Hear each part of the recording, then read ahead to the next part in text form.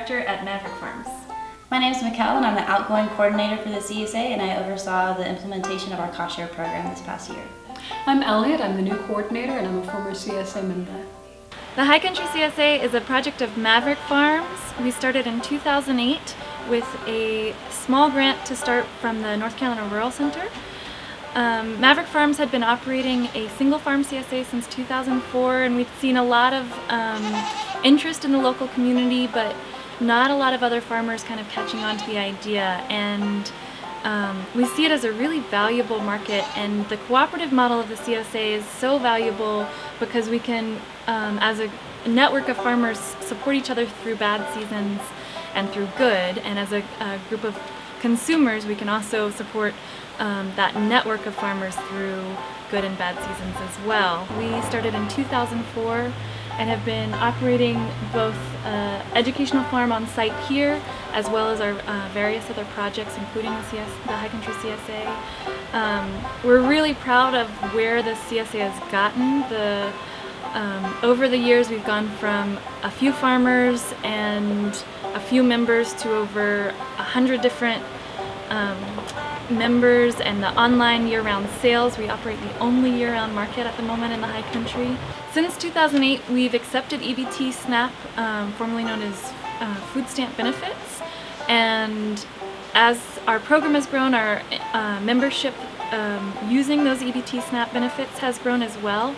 We're really proud to be offering that and to be offering the variety of shares as well as the year-round markets for farmers. I think this cooperative CSA model is very innovative and has a lot of potential for new and beginning farmers as a really stable and secure market for new farmers to be able to access. High Country CSA is a multi-farm CSA model that connects the High Country with local organic food year-round. We bring together 3 CSA share options during our 20-week summer season and offer a la carte orders year-round with our online catalog. In a CSA, community members buy a share of the farmer's harvest before the beginning of the season when farmers have the most expenses and the least amount of income. Members enjoy the bounty all season long in a partnership that shares in risk and reward. We believe in a local food system that is accessible to everyone regardless of means. HCCSA operates as an intermediary between producers and consumers, working to develop a local food system that is accessible to everyone regardless of means. We're able to work to meet the needs both of our farmers and of the community at large. Through donations and grant funding, we offer a cost share program that offsets the cost of a CSA share by $200 for qualifying low-income families and catalog orders by 50%. The High Country CSA is a group of farmers, and I think there's 7 or 8 this year.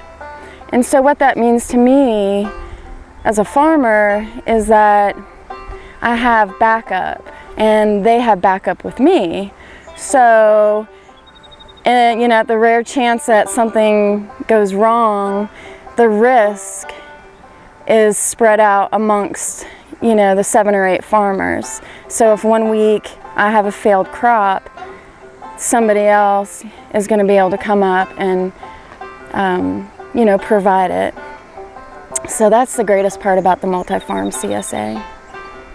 Get a contract at the beginning of the season, and you sort of know, you know, what is expected of you as a farmer, which is different than other direct markets.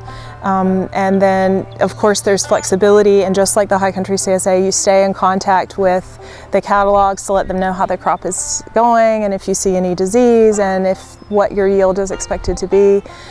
So it's a really great, for us, diversification, and also we're just really proud of it.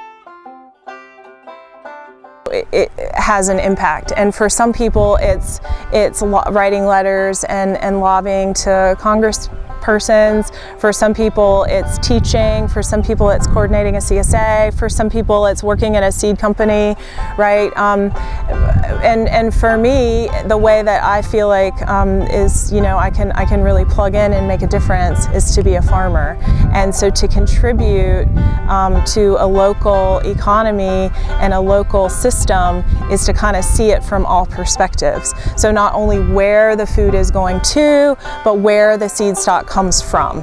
And seeing the local system really as a loop and less of a linear input equals output, and seeing it as more of a continuous feedback loop, and that's what really starts to build on that idea of what it means to be sustainable.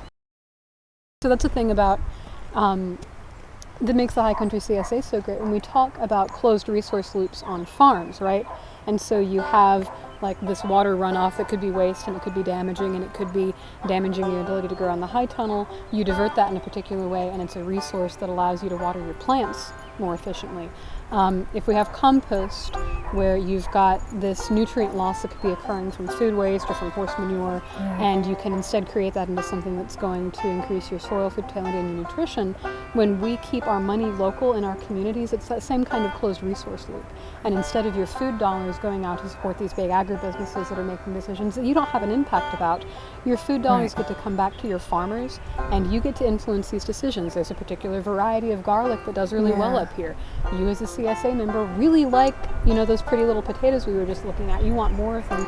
You come out and you help your farmer plant them, which is what people are doing over here. You get to directly influence it, and you know that the money that you're giving up for your food is staying in your community, and it's supporting your neighbors, and it's supporting your the ecology that you survive in, and it's supporting your schools that your kids go to. So we're reflecting those same kinds of closed resource loops and keeping our communities healthy, the same way that we're keeping our farms healthy with these methods.